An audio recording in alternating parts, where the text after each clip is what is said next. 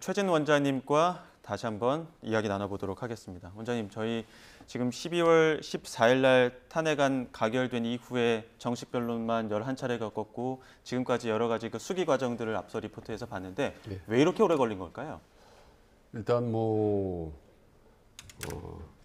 계엄이라는 것이 초유 사실이죠. 사실 이걸 계엄을 어떻게 보면 실패한 계엄을 헌법재판소에서 심의를 한다라는 것은 처음 있는 일 아니겠습니까? 그렇기 예. 때문에 너무 민감한 데다가 거기다가 또 현직 대통령이 이 검찰 출신, 법조인 출신에서 전면적으로 어떻게 보면 계엄 사실 자체를 부인하고 본인이 갖고 있는 모든 인적인 물적인 자원을 총동원해서 사실한테 방어를 했기 때문에 이 논란은 애당초 오래 갈 수밖에 없었다고 저는 보는 겁니다.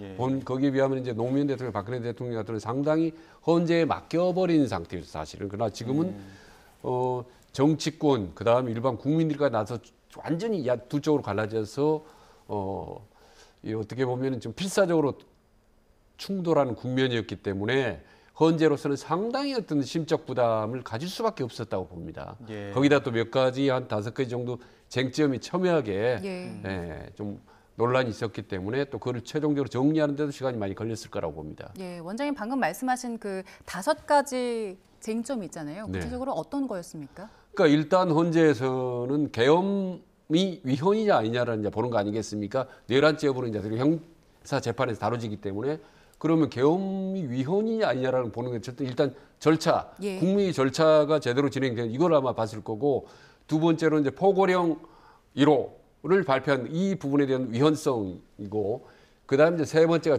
가장 중요한 부분이 어떻게 보면 이제 계엄군의 국회 진입 이 부분이 국회 봉쇄 이런 부분이 어떤 위헌성 부분 그리고 선관위에 대한 계엄군이 투입한 것 그리고 이제 마지막으로 정치인들 체포 리스트 논란 이 5가지가 가장 큰 쟁점 아니었겠습니까?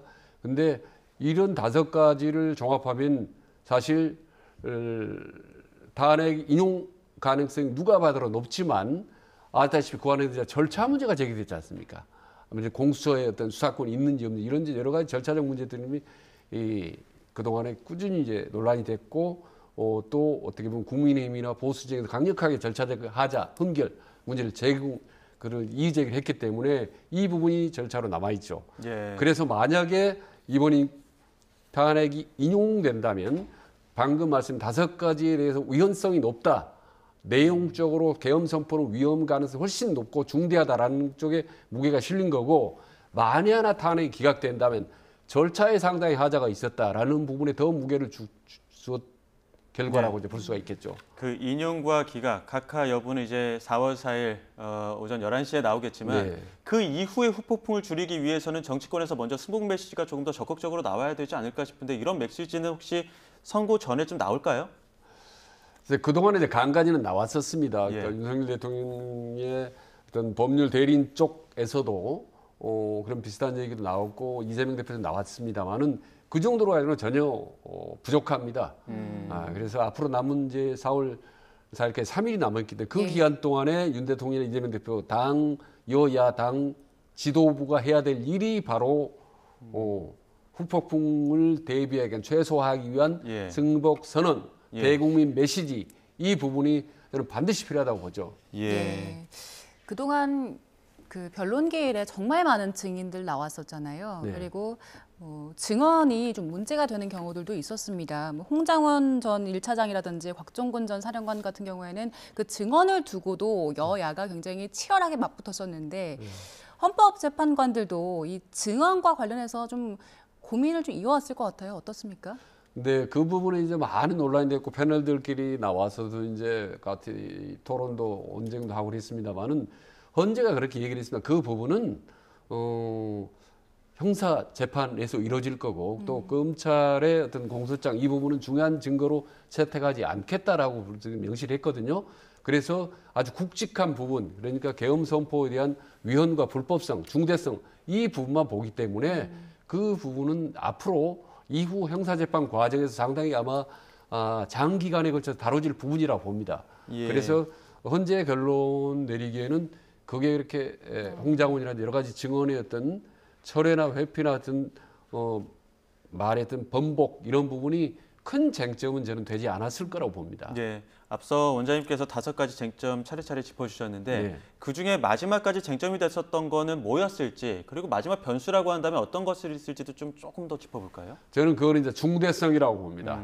저는 이 5가지가 분명히 위헌이고 불법성, 예. 위법성은 충분하다고 보는데 다만 이게 대통령을 직무에 복귀시키지 않고 파면할 정도로 과연 중대한 사안이냐 아니면 이 정도는 충분히 중대한 사안이기 때문에 대통령이 직무로 복귀해서는 절대 안 된다. 이 중대성의 여부는 하자를 두는 거 보죠. 근데 뭐 아다시피 계엄총회 군인들이 국회나 선관위에 들어가는 자문이 이제 만차례 공개가 돼버렸기 때문에 예. 이 중대성은 국민들의 어떤 불안감, 극도의 불안감을 주었느냐 아느냐 이 부분이 중요하게 작용을 하거든요. 근데 아시다시피 국민들이 불안감을 충분히 느꼈고 그리고 이후 12.3 이후 지금까지 지금 4개월째 예. 온 나라가 어떻게 보면은 사실 힘들게 이렇게 경론을 벌이고 있는 상황만 보더라도 그 중대성은 충분히 좀 입증이 되지 않을까라고 이제 생각을 합니다만은 하나 변수는 아까 지금 절차적 예. 정당성 이 부분을 현재서 어느 정도로 비중 있게 다루냐 이게 이제 저는 인용과 각하로 갈라지는 중요한 이제 변수라고 보는 거죠. 절차의 정당성. 부분. 알겠습니다. 여기까지 듣도록 하겠습니다. 지금까지 최진 대통령 리더십 연구원장과 함께했습니다. 고맙습니다. 네, 고맙습니다.